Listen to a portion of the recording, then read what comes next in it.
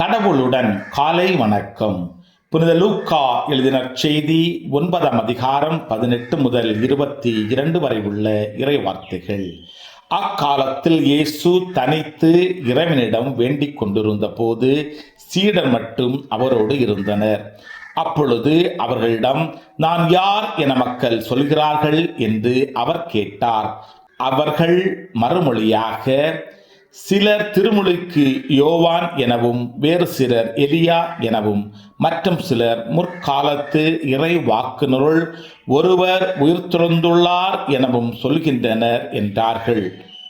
ஆனால் நீங்கள் நான் யார் என சொல்கிறீர்கள் என்று அவர்களிடம் அவர் கேட்டார். பேதுரு மறுமொழியாக, நீர் கடவுளின் மெசியா என்று உரைத்தார். இதை யாரிடம் சொல்ல வேண்டாம் என்று அவர்களிடம் அவர் கண்டிப்பாய் கூறினார்.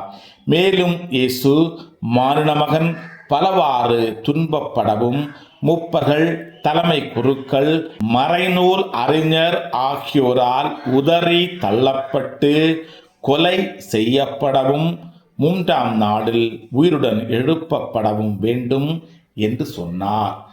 கிறிஸ்துவின் நற்செய்தி. இந்த நாள் இனிய நாளாக அமைய வாழ்த்துக்கள்.